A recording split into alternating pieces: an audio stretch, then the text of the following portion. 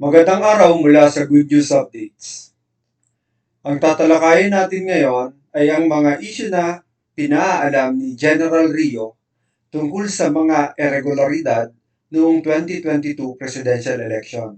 Ang isa pang issue na sinasabi ng NAMPREL ay yung source code review nila na program na dapat ilagay sa BCM ay hindi tugma sa nakalagay sa BCM bago mag-eleksyon.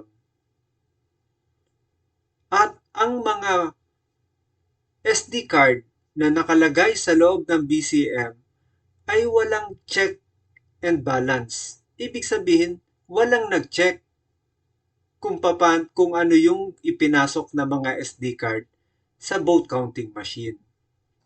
Itong presentasyong ito ay magiging detalyado at marami kayong matututunan. Paano ba binibilang ng transparency server ang total votes per precinct na galing sa BCM, vote counting machine?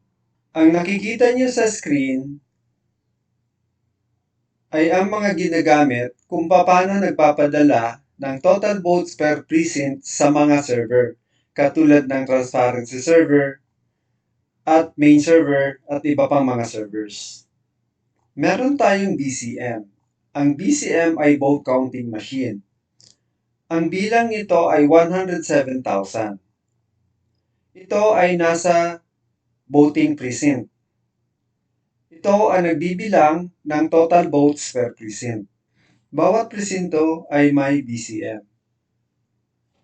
Ang BCM ay may USB modem. Ito ang dongle USB modem.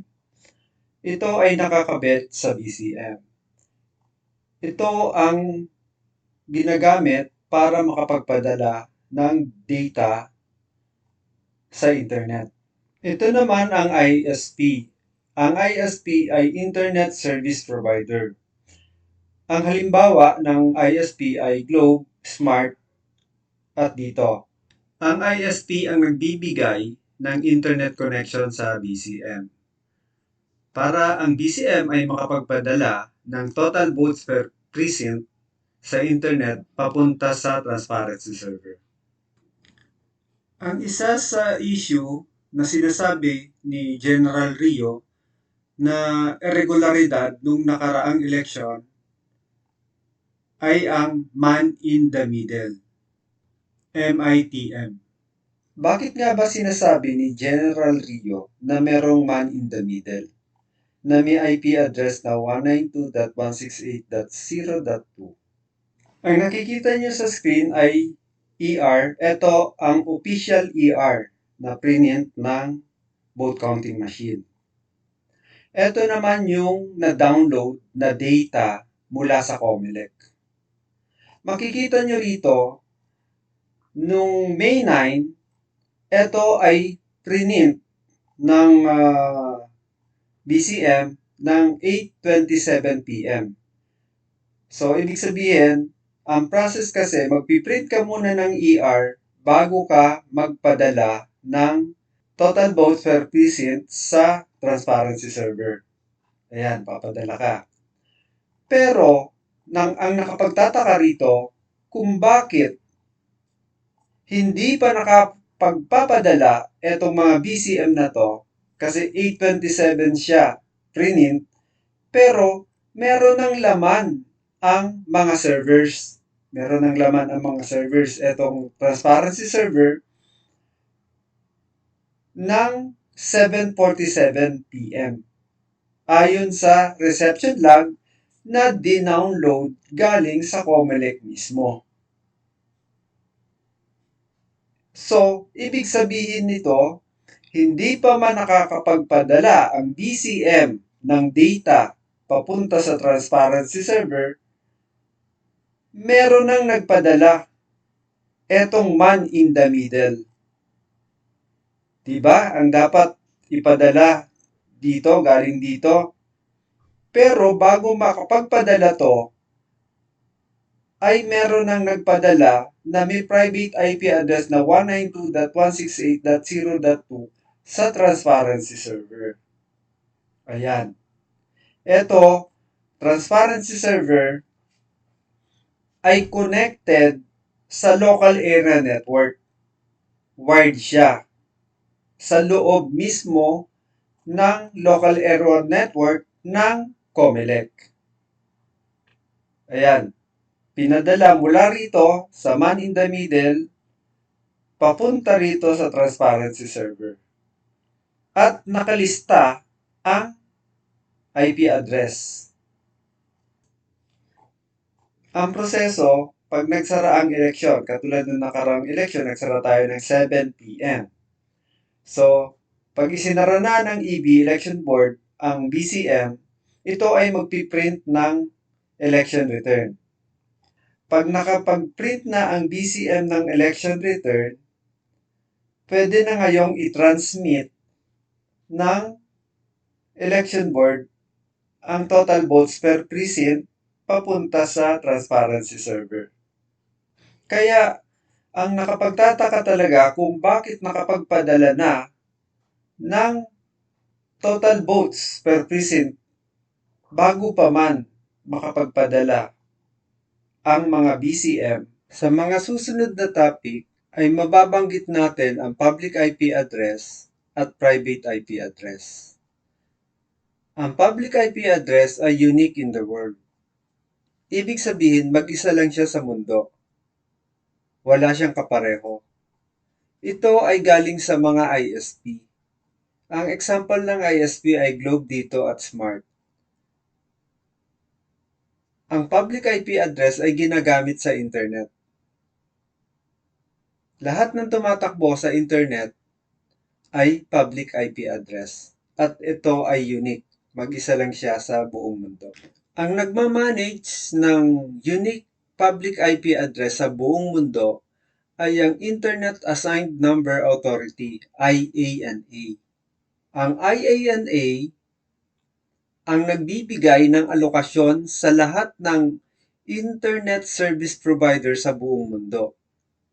Ang halimbawa nito ay ang Globe ay bibigyan niya ng 10 unique IP address na may number na 1 hanggang 10.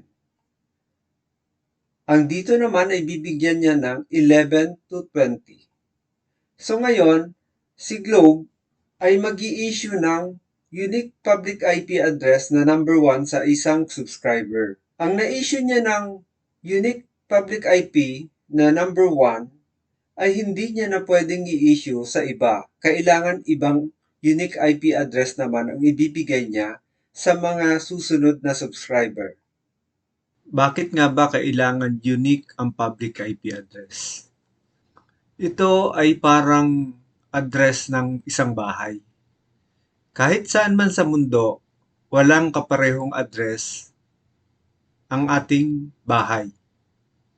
Kasi pag meron niyang kaparehong address, pag may sulat ka, ang tinatawag nating snail mail, ito ay maliligaw. Pwedeng mapunta sa ibang bahay. Kaya kailangan na ang public IP address ay unique. Para ang data na para sa isang computer na may address na to, unique public address, ay makarating sa dapat puntahan. Ayon naman sa IP Info, ang Pilipinas ay may alokasyon na 6,732,000 plus na public IP address. Ang sinasabi rito na meron 15% pingable. Ibig sabihin nito, pag piniping ang isang IP address, pag ito ay sumagot, ibig sabihin ito ay buhay. So, dito sa 6,700,000 plus na IP address, 15% lang ang buhay. Meron pa tayong natitirang 5,722,000 IP address na pwedeng gamitin. At sa alokasyon na to, ang Globe ay merong 672,000 plus at 333,000 plus. Ang Smart naman ay may 176,000 plus na IP address na alokasyon. Ang public IP address ay unique sa mundo at ito ay ginagamit sa internet. Ano naman ang private IP address? Ito ay unique within the LAN. Ibig sabihin, unique rin siya, pero sa loob lang ng isang local area network. Unique pa rin siya, pero hindi pwedeng magkaroon ng kapareho sa loob ng local area network. Mag-isa lang siya. Pero, ang ibang kumpanya, katulad nitong Google, ay pwede rin magkaroon ng parehong IP address niya. Ito, 100.21, 192.168, 100.21, at iba pang mga kumpanya na may sariling local area network. So, pero sa isang local area network, hindi pwedeng magkaroon ng kapareho.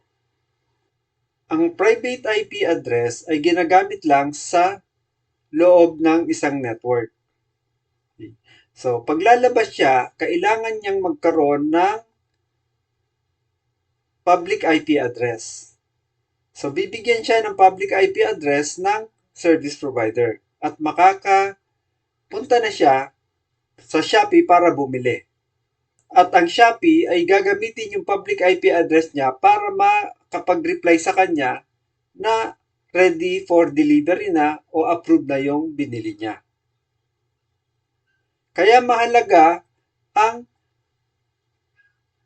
unique public IP address para hindi maligaw ang request niya sa Shopee. Ngayon, alam na natin ang pagkakaiba ng public IP address at private IP address. Ang kasama ng public IP address, pag nagpapadala o tumatanggap ng data, ay ang MAC address. Ang MAC address ay physical address na rin ng hardware.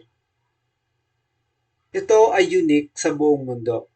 Walang kapareho ang network card na nakakabit sa isang device. Katulad ng PC, server, cellphone, may sariling MAC address yan na ito ang example ng MAC address niya.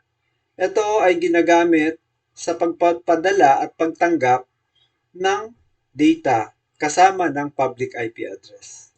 Ngayon, alam na natin kung ano yung public IP address, private IP address, at MAC address. So, ang napag-usapan kasi ng NAMPREL, ng COMELEC, ay tatakbo ang data sa internet. So ngayon, pagtakbo niyan mula BCM papunta dito sa transparency server gamit ang internet. Si BCM, pag nagpadala ng data, ay bibigyan ng ISP ng public IP address. So tatakbo yan dyan. Kasama ang MAC address. Okay? Pagdating niya rito, hindi siya papapasukin ng NAT gateway. Kasi hindi pwedeng pumasok ang public IP address dito sa local area network ng COMELEC. So, ang gagawin ni NAT gateway, bibigyan siya ng corresponding o katapat na private IP address. So, ililista niya yan na meron siyang public IP address na may corresponding private address na binigay niya. So, ngayon, makakapasok na siya. Pag nakapasok siya, pwede nang mag-communicate dito sa transparency server. Si transparency server naman, magkakaroon siya ng reception log. Sa reception log, isusulat niya naman itong server yung source ng IP address, source ng MAC address. Susulat niya yan. Yung timestamp, kung anong oras natapos, cluster precinct number, number of votes, number of voters. Dito, isusulat niya yan. Okay? Lahat ng BCM ay ganun ang mangyayari. Papasok, bibigyan ni NAT gateway ng corresponding o katapat na private IP address para makapasok. So, magkakaroon niya ng iba-ibang IP address, iba-ibang private IP address, iba-ibang public IP address. Okay? So, eto, kailangan to para pag may audit o may question, may mapapakitang log. Kasi, kung wala ka namang itinatago, mabilis mong mapapakita ang log. Okay? Mapa-reception log man yan, mapa-transmission log man yan, mapa-telco log man yan, mabilis mong mapapakita kung wala kang itinatago. So ngayon, yung reception log, magkakaroon tayo ng iba-iba ang public IP address sa mga BCM. Okay, so etong cluster number na to, ito, magkakaroon ng iba't ibang public IP address yan. Bawat BCM dapat may ibang public IP address. At iba-iba rin yung private IP address. Okay? Ito ang na-download ngayon sa COMELEC. Bawat presinto na to ay merong pare-parehong IP address. Okay, so ang ibig sabihin nito, galing sa isang private IP address na nakakabit na sa transparency server. Okay? So ngayon, etong device na to na nakakonekta na dito sa network na may IP address na 192.168.0.2 ay nagpadala ng data. Mula rito, sa laptop na to, pinadala yung data papunta sa transparency server. So, ibig sabihin, etong man in the middle na to ay may data na. Kasi bawat presinto na to, dapat may sariling IP address to. Kasi nga, bawat pasok nito, bibigyan ni NAT Gateway ng isang IP address. Okay? So, dapat yan, may kanya-kanyang IP address yan. Kasi ano to, mga BCM yan. So, dapat, bawat BCM, merong IP address na binigay ni NAT Gateway. Pero lumalabas ay isa. So, ang ibig sabihin, dito siya galing sa device na to na may IP address na 192.168.0.2. So, andito na yung data, ipinadalang ganon. So, ni-receive naman ito, since connected tong IP address na to, yan ang marirecord ni transparency server. Yan ang mga issue na irregularidad tungkol sa nakaraang 2022 presidential election na ipinaalam ni General Rio. Kung ang COMELEC ay walang itinatago, bakit hindi maibigay ang hinihinging transmission log? Follow and share para updated kayo sa mga susunod na video. Salamat!